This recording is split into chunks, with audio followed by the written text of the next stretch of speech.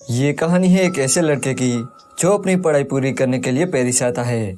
पर यहाँ वो दो ऐसे भाई बहन से मिलता है जिनकी हरकतें देखकर आप भी हैरान हो जाओगे। हेलो दोस्तों, आज हम जिस मूवी को एक्सप्लेन करने वाले हैं उस मूवी का नाम है ड्रीमर्स, जो 2003 में रिलीज हुई थी।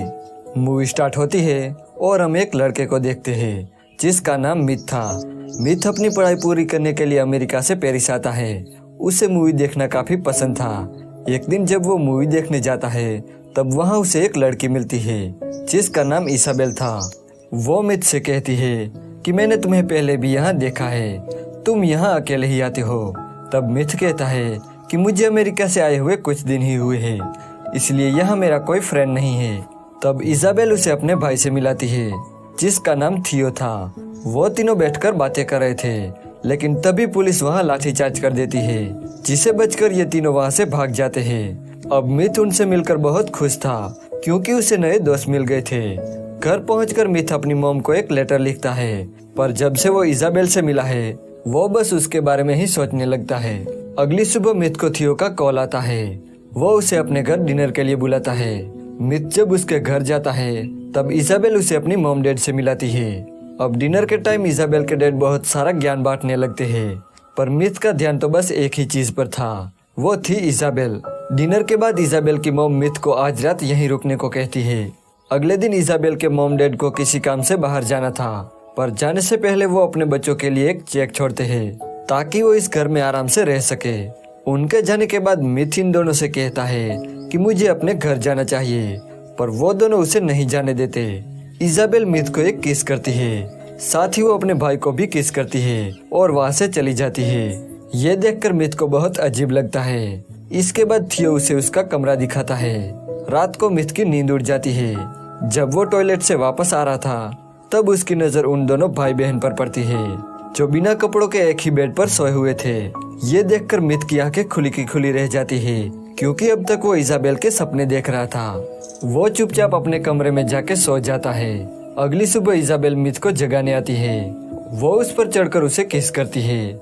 ये देखकर मिथ डर जाता है क्योंकि उसने सिर्फ अंडरवियर ही पहना था। इसके बाद इसाबेल उसे बाथरूम में ले जाती है जहाँ थियो पहले से ही बिना कपड़ों के नहा रहा था। ये देखकर मिथ थियो से कहता है कि तुम्हारी बहन यहाँ है, तुम बिना कपड़ों के उसके सामने कैसे रह सकते हो। इस पर वो दोनों कहते हैं कि हम दोनों काफी हद तक एक जैसे हैं, इसलिए हम दोनों ये सब करने में कोई शर्म नहीं रखते।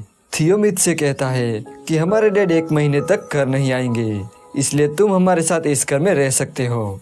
मिथ इसाबेल पर लट्टू था, इसलिए वो उसकी बात मान लेता है और उनके साथ रहने लगता है।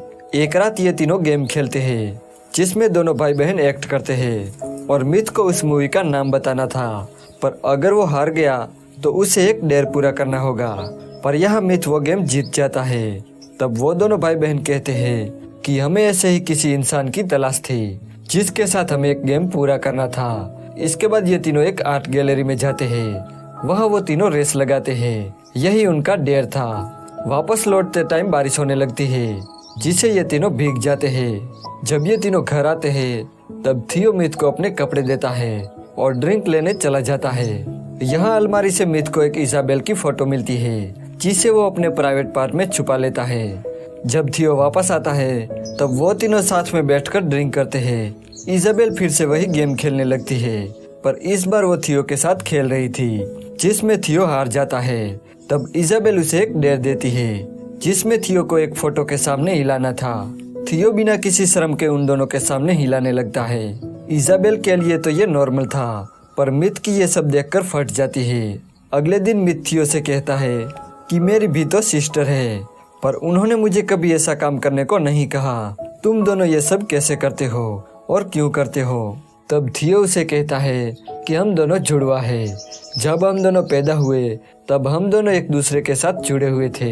हमारा शरीर अलग है पर हमारा दिमाग एक है और हम एक दूसरे के बिना जिंदा नहीं रह सकते। एक दिन फिर से ये तीनों गेम खेलने लगते हैं जिसमें एक को मूवी का डायलॉग बोलना था और दूसरे को उस मूवी का नाम गेस करके बताना था। अगर वो नहीं बता पाया तो उसे भी एक डेयर दिया जाएगा। पहले तो थियो एक मूवी को एक्ट करता है, पर उन दोनों को कुछ समझ नहीं आता, जिस वजह से मिथ और इसाबेल को एक डेयर पूरा करना पड़ता है। थियो उन्हें सबके सामने घपाघप करने को कहता है। अब डेर के मुताबिक इजाबेल अपने कपड़े उतारने लगती है, लेकिन मिथ की फटके हाथ में आ जाती है, इसलिए वो अपनी इज्जत बचाने के लिए बाथरूम में चला जाता है। जब वो बाथरूम से बाहर आता है तब थियो उसे पकड़ लेता है और दोनों भाई बहन मिलकर उसके कपड़े उतारने लगते हैं। तब मिथ के प्राइवेट पार्ट में इजाबेल की एक फोटो मिलती है, जिसे देखकर वो दोनों हंसने लगते हैं। इसके बाद मिथ और इजाबेल गपागप करते हैं। यहाँ मिथ को पता चलता है कि इजाबेल अभी भी वर्जिन है। इजाबेल मिथ को बताती है कि हम दोनों एक साथ सोते जरूर है, लेकिन हमारे बीच कोई भी फिजिकल रिलेशन नहीं है। ये सुन के मिथ उसे कहता है कि अगर ये बात तुम्हारे पेरेंट्स को पता चली तो क्या होगा। इजाबेल कहती है कि ऐसा कभी नहीं होगा, और अगर उन्हें पता चल गया तो वो सुसाइड कर लेगी। कुछ दिनों बाद इजाबेल और थियो के पास पैसे जो थे वो सारे खर्च हो जाते हैं, क्योंकि अब तक वो काफी अय्याशियां कर रहे थे। अब इजाबेल घर के राशन से खाना बनाती है, पर वो खाना कोई भी नहीं खाता। अब पैसे न होने की वजह से उन्हें काम करना पड़ता है। एक दिन मिथ और थियो एक ही टब में नहा रहे थे, तब इजाबेल वहां आती है और उनके साथ नहाने लगती है। इसी बीच इजाबेल मिथ से कहती है कि तुम हमसे प्यार करते हो, ये तुम्हें साबित करना होगा। अब ये बोलकर वो दोनों मिथ के घोंसले को काटने लगते हैं। मिथ को ये सब अच्छा नहीं लगता, वो इन दोनों पर गुस्सा हो जाता है। वो उनसे कहता है कि तुम दोनों बच्चों जैसी हरकतें क्यों करते हो। मिथ इजाबेल से कहता है कि आज तक तुम्हारा कोई भी बॉयफ्रेंड इसलिए नहीं है क्योंकि तुम हमेशा अपने भाई का कहना मानती हो। मिथ के ऐसे कहने पर इजाबेल उसके साथ डेट पर जाती है, वो उसकी गर्लफ्रेंड बन जाती है। वहीं दूसरी तरफ थियो भी एक लड़की को डेट करता है और उसे घर लाकर उसके साथ गपागप करता है। जब मिथ और इजाबेल घर आते हैं तब इजाबेल देखती है कि थियो किसी और लड़की के साथ सोया हुआ है। ये देखकर इजाबेल को काफी जेलस फील होता है और वो बहुत रोने लगती है। इसके बाद थियो और मिथ साथ में वाइन पीते हैं और बातें करने लगते हैं। तभी वहाँ इजाबेल आती है और वो उन दोनों को टेंट में ले जाती है, जहाँ वो दोनों भाई बहन बचपन में सोया करते थे। अब ये तीनों बिना कपड़ों के ऐसे ही सो जाते हैं। जब सुबह उसके मॉम डैड घर पे आते हैं तब वो उन लोगों को बिना कपड़ों के सोते हुए देख लेते हैं। ये देखकर उनकी आंखें खुली की खुली रह जाती है, लेकिन वो उनको उठाए बिना उनके लिए एक चेक छोड़कर चले जाते हैं। जब इजाबेल उठती है तब उसे वही चेक मिलता है, जिसे देखकर वो समझ जाती है कि उसके मॉम डैड को सब पता चल गया। इसके बाद वो सुसाइड करने का फैसला करती है और गैस पाइप लेकर सो जाती है। लेकिन बाहर रेवोल्यूशन चल रहा था, जिसे उनका एक पत्थर खिड़की से घर में आ जाता है, जिसे ये दोनों भी जाग जाते हैं और ये तीनों भी रेवोल्यूशन में शामिल हो जाते हैं। लेकिन थियो सबसे आगे जाके रास्ता रोक रहे पुलिस वाले पर पत्थर फेंकने लगता है। मिथ उसे काफी समझाता है, पर वो मिथ की कोई बात नहीं सुनता। इजाबेल भी थियो का साथ देने लगती है और वो दोनों वहाँ से चले जाते हैं। अब मिथ उनका साथ नहीं दे सकता था, इसलिए वो वहाँ से चला जाता है। इसके बाद पुलिस फोर्स सब पर लाठीचार्ज कर देती है और यहीं पर यह मूवी एंड हो जाती है।